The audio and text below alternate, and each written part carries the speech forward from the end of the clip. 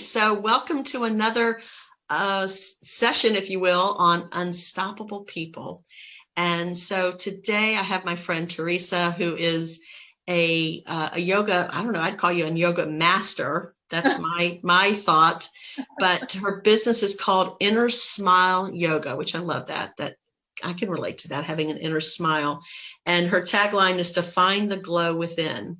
So I know I've had taking your classes before, and I think what your specialty is it's not about creating yoga in a big studio where you maybe don't get any attention. It's much more individualized. And so you really know what you're talking about. So what I've asked Teresa to talk about is to share an unstoppable story. And, to me, I love the word unstoppable, because unstoppable to me means you have this big vision, and regardless, Katie, bar the door, like whatever obstacles get in your way, you have a clear focus, a clear vision, you're going to make it happen. And so I love hearing other people's unstoppable stories. So please take it away.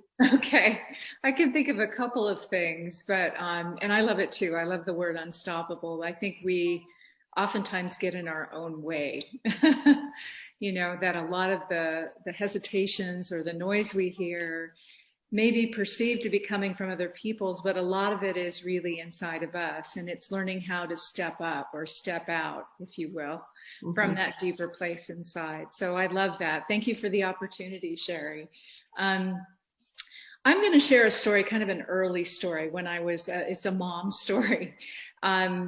And it was, I have a child who has a chronic disease that showed up when he was about 4 years old. And as he was coming up through school, I was trying to advocate for him in the school environment. And I know a lot of people are really savvy to what's going on with school and IDA and all that stuff. But one of the struggles I had was I was working with trying to create as normal of an environment for him as I could.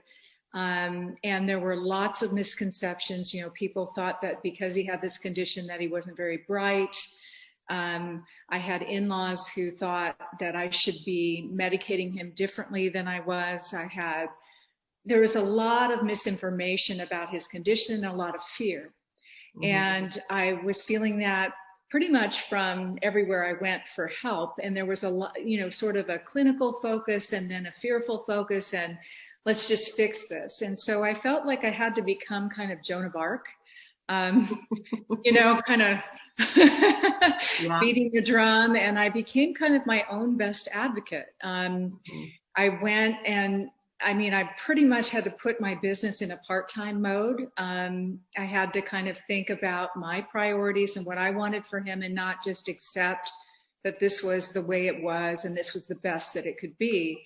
And looking back on it, I'm really glad that I did, relative to I think the young man he is today. And I did battle with school nurses, with principals, with teachers. I had CPS called on me a couple of times. Wow. By people thinking that I should be doing something different.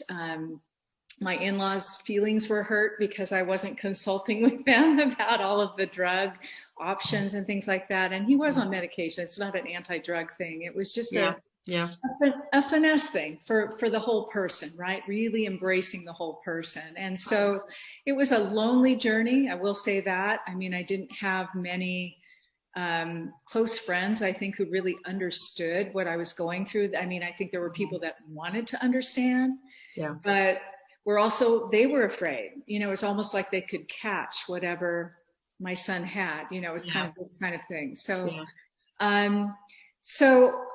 in the end, I got what I needed. It took about 6 or 7 months. And I had to document everything. I went to several different health practitioners. I compiled a binder and talked about core questions and things to put in front of the people that were helping him in terms of how to direct the help and that kind of thing. So I basically created my own plan for him, which got adapted into their piece. But it took 6 months, steady.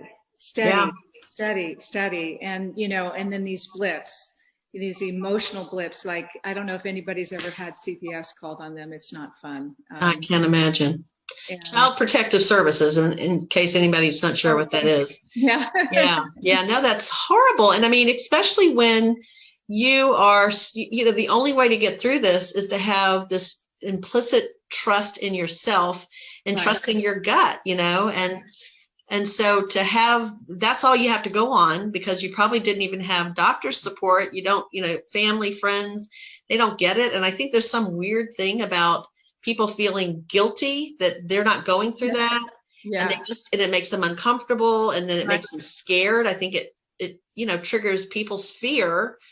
And so they retreat, or they, without meaning to, they say or do the wrong thing. So yeah, and I think that's accurate. I mean, it's just human nature, it's not like, but it was a very lonely journey. And I think, in the end, he got what he needed. They set up a plan that worked for him. They did a lot of really positive things to support him in the school. And that kind of set the tone going forward. And so I didn't really have to do battle in the same way after that. But that 6-month investment, setting the time aside to just know that was kind of my full-time job. I was gathering data. I was interviewing doctors. I was interviewing neuropsychs, all this stuff, without getting too detailed. And so I really feel like, and again, it's what you say, it's trusting your instincts, right? I just knew that if I didn't deal with it now, like I didn't just jump into the battle, that there were going to be repercussions, both for his development and his emotional well-being. I'll share with you a brief story kind of to cap it off. This was probably he was in first grade when this was all going on. So this was probably about, by the time he was in middle school, and he was participating in basketball and stuff like that. And the school nurse, who I hadn't spoken to in like 6 or 7 years, who was one of kind of the problem people, I'll say, who just didn't quite get it. Yeah. She was just trying to go by the book and check off the boxes. And to be fair, she had a lot on her plate as well. And, but I saw her at a basketball game, her kid was playing basketball, my kid was playing basketball. And she came up to me after the game, and it was the most powerful thing. She said, I have to apologize. And I also have to thank you, because you educated us. We became better providers because of your story and because of what you advocated for. And I just went, holy crap, how many times when you go out on a limb like that and you just put yourself out there and you have maybe what you feel is no support other than your own instincts, your own inner strength. Yeah. And then you get some validation. And so I love that, because I tell, and I see this in life with other things, right? There are times when you just know you have to act on your inner knowing and do the right thing without expectation. And then rarely, and a few times in between, you get these little moments of validation, and it won't be necessarily right then. It could be years later. And right. So yeah, I like telling people that story for that reason, because we can't go into it thinking we're going to get accolades or pats on the back. We have to go into it. Our why has to be kind of deep inside. And mine was, his health and well-being. And absolutely. So I love that. And I love that you got that, because you don't always, it's satisfying when you get it, in the movies, they show that, but in real time, it may be, I think we still have, whether we see it or not, I think we have to trust that there's a ripple effect, and that, so. People are going to have to pay attention. They have to listen, as long as we don't get hysterical, right? As long as we can be, because I think sometimes you get so emotional. It's like, how do you fight? Well, you stay really calm.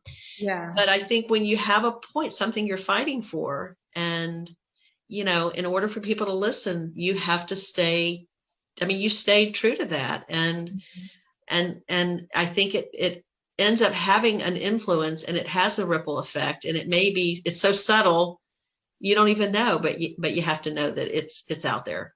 You're putting it out there. Yeah. And I think if you're being authentic, and I think that, that's kind of that pay it forward concept. If you're being authentic and you're not just sitting back complaining about what's not right or what's not happening the way you want it to. And you're just at least making your best effort with what it is that you can do about something. Yeah. And not everybody is privileged enough to be able to set aside work, as I was able to set aside work financially. I had a husband who had a good job as well as my job. And so we weren't 100% dependent on my income. So that's a different story for people. Sure. Too. But I do think there is a kind of pay it forward, a kind of thing that happens, if you want to get spiritual about it, in the consciousness, right? As things evolve and change, and awareness evolves and changes, and you just do your part. Yeah. Good for you. That's a great unstoppable story. Oh, I'm glad I love it. I love it. I think it was great.